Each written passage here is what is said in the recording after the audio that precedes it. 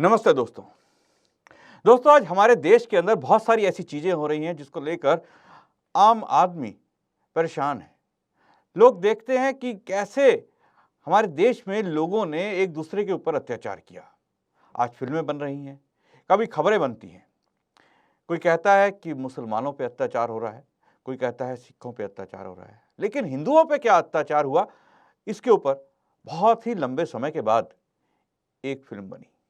हालांकि दूरदर्शन के पुराने समय में तमस नामक एक सीरियल आया, उस सीरियल को ज़्यादा चलने नहीं दिया गया, या आज़ादी को लेकर कई फिल्में या सीरियल आए जिनमें दिखाने का प्रयास किया गया। लेकिन अब एक film I, the Kashmir files, जिसमें कुछ दिखाया गया कि हिंदुओं को किस प्रकार से अपने देश में ही शरणार्थी बनना पड़ा, किस प्रकार से ही अपने देश के अंदर ही उनको अपने घर बार छोड़कर एक, जिसे कह लीजिए, गरीबी और गुर्बत की जीवन जीने पर आज मजबूर होना पड़ रहा है, कैसे उन्हें मारा गया। ये एक मात्र कहानी नहीं थी, ये एक सच्चाई थी। लेकिन आज भी बहुत सारे सवाल आप सामने खड़े हैं। आज भी हमारा समाज, या कहें हिंदू समाज, बहुत सारी ऐसी चीज़ों से अनभिज्ञ है। वामपंथी मीडिया कहें या सरकारें कहें, उन्होंने हमेशा उन सच्चाइयों से आम आदमी को एक तरह से अनजान बनाए रखा। मुद्दों को उठने ही नहीं दिया गया। कह दिया गया कि हो सकता है ये कहानी हो या एक सोची समझी साजिश। लेकिन वास्तविकता कुछ और थी। भारत आज़ाद हुआ 1947 में, लेकिन 1947 से पहले बहुत सारे ऐसे समय हुए, बहुत सारे ऐसे कांड, जिसे कह लीजिए कांड हुए हमारे देश में। बहुत बड़े बड़े दंगे हुए जिसमें हिंदुओं को त्रासदी झेलनी पड़ी। जी हाँ, आज हम बात करेंगे इसी विषय पर कि क्या कश्मीर फाइल जैसी घटना एकमात्र घटना थी, या और भी ऐसी घटनाएं हुई। क्योंकि कहा जाता है कि जब विदेशी आक्रांता हमारे देश में आए तो उन्होंने हिंदुओं पर काफ़ी अत्याचार किए, और अंग्रेज़ों के आने पर ये अत्याचार खत्म हो गए और हिंदू मुस्लिम एकता की बात होने लगी। 1857 का जो क्रांति हुई, उसमें भी ये कहा गया हिंदू और मुस्लिमों की एकता रही। लेकिन बहुत सारी ऐसी चीज़ें थीं जिन्हें छुपा दिया गया। बहुत सारी बातें थी, बहुत सारे ऐसे दंगे हुए, ऐसी घटनाएं हुई जिन्हें छुपा दिया गया। इतिहास के इन काले स्याह अध्यायों को आज हम इस कार्यक्रम के अंदर डिस्कस करेंगे, बात करेंगे। जी हाँ, आज हमारे साथ मौजूद हैं जाने माने इतिहासकार डॉक्टर राकेश कुमार आर्य जी। आपका बहुत बहुत स्वागत है डॉक्टर साहब। सबसे पहला सवाल डॉक्टर साहब, क्या ये जो कश्मीर में हम देख रहे हैं, फिल्म आ रही है, सब सांत्वना दे रहे हैं, क्या कश्मीर की घटना पहली घटना थी जब हिंदुओं पे अत्याचार हुआ हमारे देश में, या इससे पहले भी इस तरह की घटनाएं होती रही हैं? अमित जी, आपके लिए, आपके श्रोताओं के लिए सादर नमस्ते। और मैं इस बात के लिए आपका धन्यवाद भी ज्ञापित करूंगा कि आपने एक बहुत ही महत्वपूर्ण विषय को आज दिया है। इस पर जो आपका प्रश्न है, उसके संदर्भ में यदि मैं बात करूं, तो जो कुछ द कश्मीर फाइल्स के माध्यम से हमको दिखाया गया है, ये जो 30-32 साल पुरानी घटनाएं दिखाई गई हैं, ये तो समझिए कि ट्रेलर मात्र है। इससे पहले कितनी घटनाएं हुई हैं, उन पर यदि लिखा जाए, सोचा जाए, बताया जाए, सालों उनके वर्णनों में लग जाएंगी। 712 में मोहम्मद बिन कासिम आया, और 712 से लेकर के 1947 तक का 1235 वर्ष का जो ये काल है, इसमें हिंदू ने, वैदिक धर्मियों ने कितने कितने बड़े बड़े अत्याचारों को सहन किया है, उसकी अनेकों घटनाएं इस देश में हुई हैं। ये तो बहुत छोटी घटना है। मैं कहूँगा कि यदि कश्मीर के बारे में भी हम विचार करें, द कश्मीर फाइल्स का ये पूरा सच नहीं है। कश्मीर फाइल्स को लेकर के चलना पड़ेगा 1301 से, जब वहाँ पर सहदेव नाम का एक राजा हुआ करता था, और उस राजा के समय में जब वहाँ पर शाहमीर नाम का एक पहला मुसलमान आया था। और उसने किस प्रकार षड्यंत्र रच करके अगले 6 वर्ष में ही एक तिब्बत से भागे हुए राजकुमार जिसका नाम रिंचन था उसको मुसलमान धर्म में दीक्षित किया और यहाँ की सत्ता पर काबिज करवाया। एक पहला मुस्लिम शासक, एक फकीर ने, एक सूफी ने इस देश को दे दिया, कश्मीर को। और जी उसके पश्चात हम देखते हैं कि 1393 यानी कि 100 वर्ष पूरे नहीं हुए तब तक इस्लाम में दीक्षित किया हुआ कश्मीर, इतना भारी वहां पर इस्लामीकरण हो चुका था, सब लोगों को या तो भगा दिया गया था या उनके सामने दो ही प्रस्ताव थे, या तो इस्लाम में दीक्षित हो जाओ या फिर मरने कटने के लिए तैयार रहो। जी तीसरा विकल्प उनको खरीद करके, गुलाम बना करके, लूट का माल होता था, खरीदना खरीदना कुछ नहीं होता था, लूट का माल पकड़ा और अपने देश ले गए गुलाम बना करके। जी उसके बाद उनके साथ क्या हुआ, इसकी घटनाओं को यदि आप लेंगे तो ये घटनाएं आपको बताती हैं कि 100 साल में केवल 11 परिवार कश्मीरी हिंदुओं के वहां पर रह गए थे। इन कश्मीरी पंडितों को जो आज हम जिनको देख रहे हैं उस समय ये कश्मीरी हिंदू ही हुआ करते थे। एक रोचक बात मैं यहाँ पे बताना चाहूंगा कि इनको जी सबसे पहले एक हमारे अपने वैद्य हुआ करते थे, जिन्होंने इनको जो है श्री भट्ट जी, वैद्यराज श्री भट्ट, उसके बारे में मैं पहले भी स्पष्ट कर चुका हूँ। जी उन्होंने इनको पहली बार पंडित का नाम दिया था, उपाधि दी थी, और उनके समय में ये लोग जो जाकर के अपने आप को फिर से पुनर्स्थापित कर पाए थे। लेकिन उसके बाद जो सिलसिला चला, उसके बाद सिलसिला फिर इस तरीके से चलता है कि यहाँ पर अनेक अफगान सरदारों के भी राज रहे और दूसरे मुसलमान शासकों के राज रहे। सैफुद्दीन जो हिंदू से मुसलमान बना था, उसका जो काल चक्र, दमन चक्र चला है हिंदुओं पर, वो भी रोंगटे खड़े करने वाला है। लोग भाग जी गए थे, छोड़ छोड़ करके कश्मीर को भाग रहे थे, भगाए जा रहे थे, मारे जा रहे थे, काटे जा रहे थे, कहीं किसी की सुनवाई नहीं थी। किसी के जितने भी धर्म स्थल, मंदिर आदि हिंदुओं के उस समय तोड़े गए। किसी भी शासक ने 1301 से लेकर के 1947 और 47 से बाद आज तक 2014 तक निश्चित रूप से आप कह सकते हैं, किसी ने जी ये काम नहीं किया कि वहां पर उनका जीर्णोद्धार कराया जाए। हाँ, 1840 में हम्म, महाराजा गुलाब सिंह जिस समय शासक बने तो उससे पहले जो हमारे महाराजा रणजीत सिंह हुआ करते थे, महाराजा रणजीत सिंह ने कश्मीर को जब अपने अधीन किया, उस समय हमारे यहाँ से जो पंडित भागे थे, पंडित बीरबल नाम के एक अच्छे व्यक्ति हुआ करते थे, उनकी पत्नी ने हीरे की कणी खा करके अपना बलिदान दिया था, लेकिन पति के बारे में नहीं बताया था कहाँ चले गए हैं। बड़े स्तर पर पंडितों की एक बैठक हुई थी, उसमें निर्णय लिया गया था कि आप जाकर के, जिस तरीके से कभी गुरु तेग बहादुर से जाकर के हमने अपनी सहायता की अपील की थी, वैसे ही जाकर के महाराजा रणजीत सिंह से अपील कीजिए। जब वहां जाते हैं तो वहां से जो सेना आती है, तो आजिम खान नाम का जो सरदार उस समय कश्मीर का बना हुआ था, वो उनकी सेना को देख करके ही भाग गया था। उसने अपने भाई को सत्ता सौंपी थी, लेकिन उसकी सेना के साथ युद्ध होता है और महाराजा की जीत होती है। कहने का मतलब यह है कि इन दमन चक्रों से उस समय थोड़ा सा राहत हमको मिली, जी परंतु इसके उपरांत भी वहां पर जो हमारे धर्म स्थल थे, हिंदुओं के धर्म स्थल थे, मंदिर आदि थे, उनमें कोई पूजा पाठ का विधान और उनका जीर्णोद्धार करने का तो प्रश्न ही नहीं था। तो ये ऐसे अत्याचार तो अकेले कश्मीर ने सहे हैं, जो जी सैकड़ों वर्षों के हैं।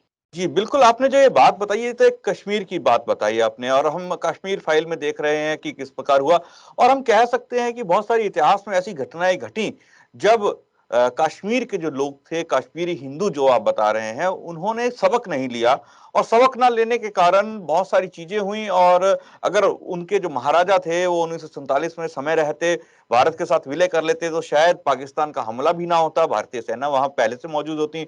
आज जो कश्मीर का हिस्सा पाकिस्तान के अंदर है, वो सब चीजें ना होती है। बहुत सारे ऐसे सवाल हैं जो इतिहास से सबक नहीं लिया गया। डॉक्टर साहब आपसे और जानना चाहेंगे, हम बात करते हैं अगर साउथ इंडिया की, केरल के साइड की, तो वहां पर भी हिंदुओं पर आज भी अत्याचार होता है। हम देखते हैं कि धर्मांतरण की खबरें आती हैं, तो वहां पर जो है ये मुस्लिम समाज है या हम कह लें, हमें एक घटना याद आती है जिसे मोपला कांड के नाम से जाना जाता है। वो भी हाल ही के मॉडर्न एरा की बात है, जब अंग्रेजों का यहाँ पर शासन था भारत के अंदर, तब की ये घटना हुई, मोपला के दंगे हुए। इसके बारे में थोड़ा बताइए, इसमें किस प्रकार से हिंदुओं को अपने जिसे कह लीजिए घरों को छोड़ना पड़ा, किस प्रकार के उनके ऊपर अत्याचार किए गए और वो भी एक यही चीज़ थी जैसी कश्मीर में हुई? अमित जी, बहुत गंभीर प्रश्न है आपका। और मैं बताना चाहूँगा कि मोपला कांड जो हुआ है, ये इतिहास की बहुत ही दर्दनाक घटना है। इस घटना के पीछे गांधी जी की नरमपंथी विचारधारा और मैं कहूँगा कि दोगली विचारधारा, बहुत साफ शब्दों में कहा जाए, हिंदू विरोधी मानसिकता के कारण ये कांड हुआ था। और गांधी जी ने उस समय स्थितियां ये बन रही थी कि वहां उस समय जैसे ही फर्स्ट वर्ल्ड वार खत्म हुआ था, तो फर्स्ट वर्ल्ड वार के खत्म होते ही अंग्रेजों ने टर्की के जो इनका खलीफा हुआ करता था, धर्मगुरु हुआ करता था इस्लाम का, उसको सत्ता से बेदखल कर दिया था। कोई धर्मगुरु का पद तुम्हारा नहीं होगा। इसको लेकर के मोहम्मद अली जिन्ना जैसे लोग भी ये कह रहे थे कि एक लाश थी जिसको हम कंधों पर ढो रहे थे, और यदि उसको उतार करके फेंक दिया गया है तो ये तो अच्छा हुआ।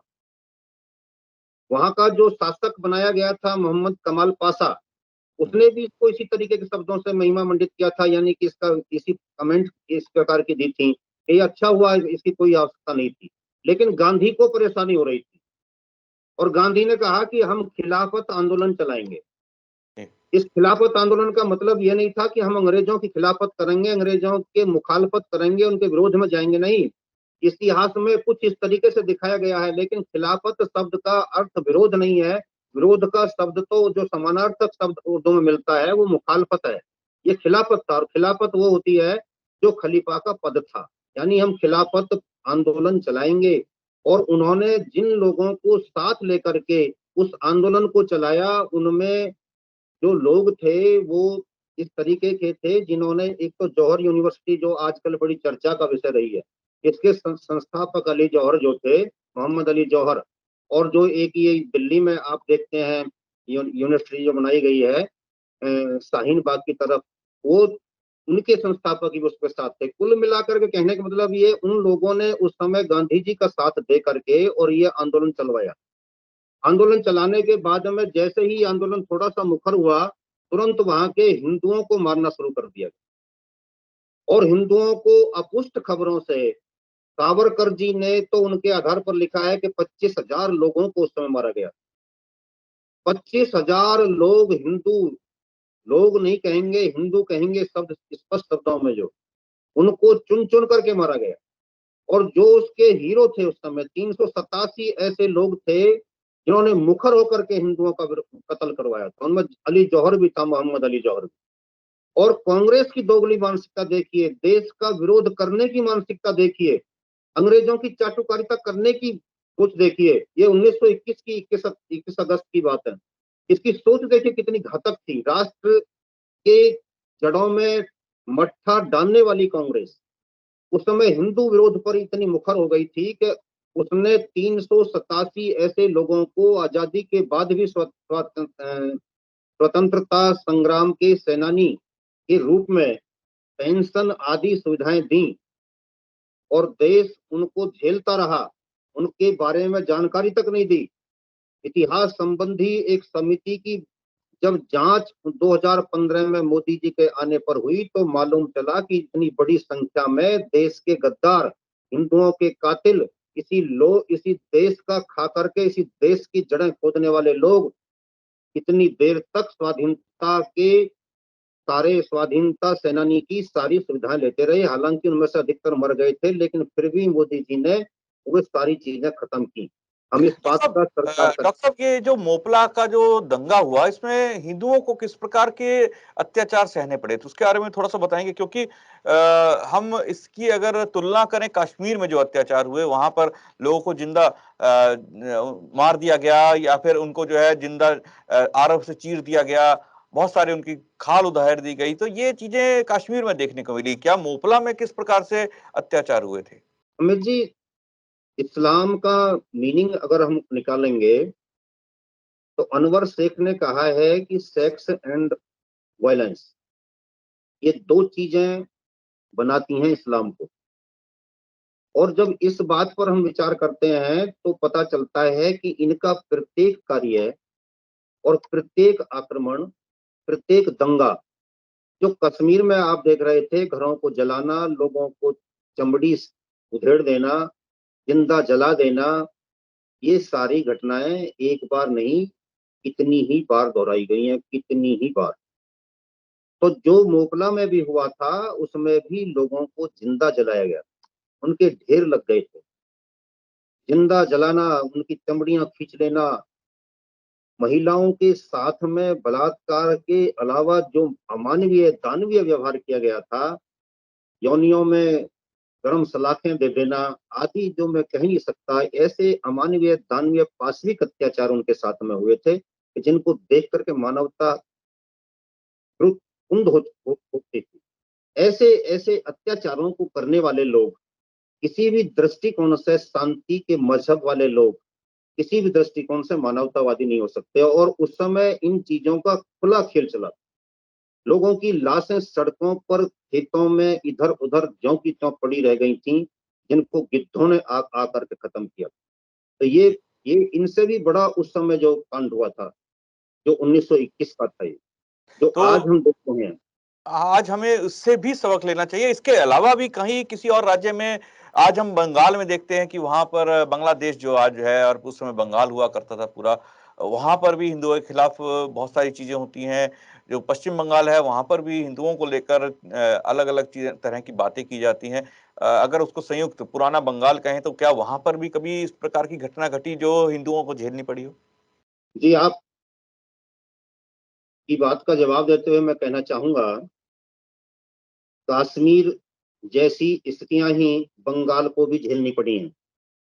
और वहां पर अभी 2019 में फरवरी में एक कार्यक्रम में मैं गया था। तो वहां पर जो हिंदू नौजवान लड़के थे, उन्होंने वहां की स्थितियां बताई थी जो बड़ी भयानक। उन्होंने एक वीडियो मुझको दिखाई थी जिसमें एक हिंदू लड़की की लाश को कई सारे टुकड़ों में काट करके भर दिया गया था। उससे पहले उसके साथ सामूहिक बलात्कार हुआ। उसने मुझे बताया था, लड़कों ने, जो वहां के लोग मिले थे, उन्होंने, कि जब बाप के सामने बेटी के साथ रेप होता है या भाई के सामने होता है, तो उसके दिल पर क्या गुजरती होगी, ये आप अनुमान लगा सकते हैं। ये आज तक उनके साथ होता रहा है। वहां पर यह भी होता रहा है कि बांग्लादेश से एक नेता, उन्होंने नाम मुझे बताया था, कि वो आता है और सीधा चला आता है, कोई उसको बॉर्डर पर रोकता नहीं है। और यहाँ पर 1-1 लाख की भीड़ इकट्ठा करके वो सीधे सीधे शब्दों में कह करके जाता है कि काफिरों को काट दो, खत्म कर दो। उनको जितना खत्म किया जा सकता है, मारा जा सकता है, लूटा जा सकता है, वो सब चलेगा। मैं एक बात और थोड़ा इसके प्रसंग में बताना चाहूंगा, कि काला पहाड़ नाम का, देखिए हमारी अपनी जी। मूर्खताएं भी हमारे लिए बहुत ज्यादा हमारा विनाश कराने में जिम्मेदार रही हैं। काला पहाड़ नाम का एक योद्धा, हिंदू योद्धा हुआ करता था। उसको नवाब ने अपनी बेटी की शादी करने का प्रस्ताव रख दिया था। लेकिन जी, पंडितों ने कहा कि हम, अगर ये इससे शादी करता है तो ये हिंदू नहीं रहेगा। जी। अंत में वो, क्योंकि समय थोड़ा है, मैं बताना चाहूंगा कि अंत में वो मुसलमान बनता है। और फिर उसने जो वहां पर कत्लेआम किया हिंदुओं का, इतनी बड़ी संख्या में किया कि आज का जो बांग्लादेश और हुँ, आज का जो पश्चिम बंगाल दिखाई देता है और वहां पर जो मुसलमान दिखाई देते हैं, ये अकेले उस काला पहाड़ की देन है। हुँ। उस काला पहाड़ के अत्याचारों से धरती कांप उठी थी उस समय। और जी। उसी से लगता हुआ अगर आप देखेंगे तो जो बिहार है, बिहार का नालंदा, हुँ, नालंदा को मोहम्मद बिन बख्तियार खिलजी ने आकर के समाप्त किया था। और कारण केवल एक था कि एक हिंदू वैद्य ने उसका उपचार कर दिया था। हुँ। उपचार भी उसने करते समय ये शर्त लगा दी थी कि मैं किसी हिंदू से, काफिर से अपना इलाज नहीं कराऊंगा, तेरे हाथ की दवाई नहीं लूंगा। तो उस वैद्य ने बड़ी सावधानी से कुरान के पृष्ठों पर अपनी दवाई लगा दी, का लेप कर दिया। जब वो उसको चाट करके पन्ना पलटता था, तो उससे ही उसकी दवाई का असर भीतर गया, वो ठीक हो गया। तब उसने संकल्प लिया, देखिए उल्टा संकल्प ले रहा है। उपकार करने की बजाय उसने कहा कि इन हिंदुओं के पास में इतना इतना ज्ञान क्यों है, तो मैं इनके ज्ञान के केंद्रों को ही समाप्त कर देता हूँ। तब वो हुँ। नालंदा को समाप्त करने के लिए आया और इतनी बड़ी संख्या में फौज लेकर के आया कि यहाँ पर लाखों का कत्लेआम करता हुआ चला गया। जी। हिंदुओं की लाशें सड़कों पर पड़ी गिद्धों की पुल गिद्धों के लिए खाने का भोजन बन गई थी। तो जी, उस बिल्कुल समय ये भी जो बड़ी संख्या में अ, अत्याचार हुए थे सारे ये जो क्षेत्र आपने में। बात कही कि हिंदुओं की लाशों को गिद्धों के लिए खाने के लिए छोड़ दिया गया और ऐसे गिद्ध आज भी मौजूद हैं, इस पूरे देश में मौजूद हैं, पाकिस्तान में मौजूद हैं, जो आज भी उन लाशों का भोजन करने के लिए, ये कह लीजिए कि महाभोज करने के लिए आतुर हैं, जो हमारे आस-पास मंडरा रहे हैं। और डॉक्टर साहब आपसे जानना चाहेंगे कि 1945 के अंदर बहुत सारी चीज़ें, घटनाएँ घटी जिसमें मुस्लिम लीग ने समर्थन किया, मुसलमानों ने समर्थन किया और मुस्लिम लीग को काफ़ी जिसे कह लीजिए सीटें मिली और फिर बाद में आगे जाके बँटवारा भी हुआ और बँटवारे का दंश भी हिंदू और सिखों को काफ़ी झेलना पड़ा क्योंकि पाकिस्तान से रेलगाड़ियाँ काट-काट कर भर-भर कर भेजी जा रही थी हिंदुओं की। तो ये सब घटनाक्रम भी हिंदुओं ने झेला पूरे देश में। इसके बारे में भी थोड़ा प्रकाश डालेंगे, समय ज़्यादा नहीं है हमारे पास। जी, जी, जी। 1945 में जो नेशनल असेंबली के चुनाव हुए थे, उस समय सावरकर जी और उनकी पार्टी हिंदू महासभा ने अपने आप को जानबूझकर के पीछे कर लिया था। कांग्रेस के साथ लामबंद कर लिया था, उसके साथ ध्रुवीकरण कर लिया था, उसके साथ एकता स्थापित कर ली थी। लेकिन उससे एक शर्त भी करवा ली थी गांधी जी और नेहरू जी से कि आप अपने कैंडिडेट्स को जिता कर के ले आइए, हम आपको सपोर्ट कर देंगे, लेकिन एक शर्त आपसे हम मनवाना चाहते हैं कि आप देश के बँटवारे पर सहमति नहीं दोगे। हिंदू महासभा की और उस समय के बड़े नेता सावरकर जी की ये बड़ी भूल थी। उन्होंने इन दोगले नेताओं पर भरोसा कर लिया और उस समय क्या हुआ था कि जो उत्तर प्रदेश का मुसलमान था 93% अमित जी, हुँ, 93% उत्तर प्रदेश के मुसलमानों ने मुस्लिम लीग के समर्थन में वोट दिया था कि हम एक नया देश चाहते हैं। आज जो लोग आपके टीवी चैनलों पर या दूसरे चैनलों पर ये चिल्लाते हैं, ये बैठ-बैठ करके शोर मचाते हैं कि हम बाय चॉइस हिंदुस्तान में रहे थे।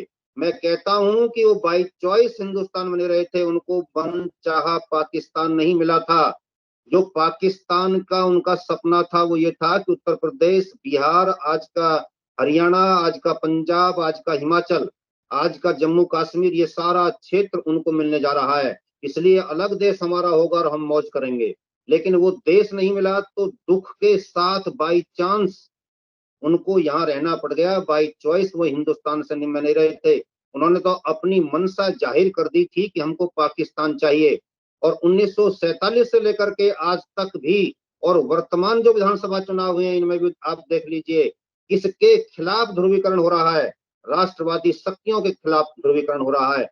किसके खिलाफ वोट दी जा रही हैं? वो शक्तियां जो देश को आगे लेकर चलना चाहती हैं। उन शक्तियों के साथ ध्रुवीकरण का अभिप्राय है कि वो सोच, वो कीड़ा अभी दिमाग में मरा नहीं है, वो जीवित है। इसलिए आज भी हमको सावधान रहने की आवश्यकता है। 45 के उस असेंबली के चुनाव से भी हमको सबक लेने की आवश्यकता है। जी, बिल्कुल सही कहा आपने।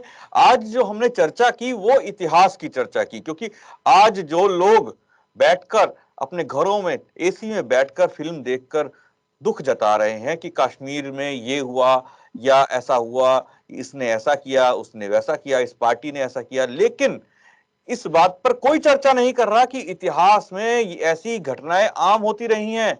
इन घटनाओं से हमने सबक नहीं लिया, लेकिन सबक लेना चाहिए क्योंकि मोपला कांड हो या बंगाल में जो अभी डॉक्टर साहब ने बताया काला पहाड़ की घटना हो या फिर मुस्लिम लीग के चुनाव हो जिस प्रकार से उन्होंने देश का बंटवारा करने के लिए जो चीजें करी और उसके बाद जो 1947 का बंटवारा हुआ, बंटवारे का दंश जो भारत ने झेला और बहुत सारे लाखों हिंदुओं और सिखों ने झेला, उस सब चीज़ों से हमने सबक नहीं लिया और आज हम कहते हैं कि हिंदू मुसलमानों पर आतंक करता है, हिंदुओं ने मुसलमानों को पीट दिया या इस तरह की बहुत सारी चीज़ें पूरी दुनिया में आज फैलाई जाती हैं और वामपंथी मीडिया कहा करता है कि हिंदू मुस्लिम भाई-भाई हैं और सदा से ही हिंदू मुस्लिम भाई की तरह रहते आए हैं, कभी कोई घटना नहीं घटी क्योंकि कांग्रेस के टाइम जो मोपला की घटना घटी उसको आज जिसे कह लीजिए एक तरह से इतिहास भुला देने की तरह से उसको कोशिश की जा रही है। उस इतिहास को मिटा देने का प्रयास किया गया और कहा गया कि जो सावरकर ने मोपला लिखा, उस पुस्तक को नॉवल बना दिया गया, उसमें सब मनगढ़ंत कहानियाँ बता दी गईं। लेकिन आज भी कहते हैं कि मोपला के दंगे जहाँ हुए, वहाँ पर अवशेष देखे जा सकते हैं। प्रत्यक्ष रूप से प्रमाणित लोग वहां मौजूद हैं, बुजुर्ग लोग मौजूद हैं जिन्होंने अपनी आंखों से वो सब देखा। बंगाल और पंजाब में आज वो लोग मौजूद हैं जिन्होंने अपनी आंखों से अपने रिश्तेदारों, अपने भाई बंधुओं के ऊपर अत्याचार होते देखा। ऐसे लोग हैं। तो कश्मीर फाइल्स केवल एक वानगी भर है, ऐसी घटनाएं हजारों हैं।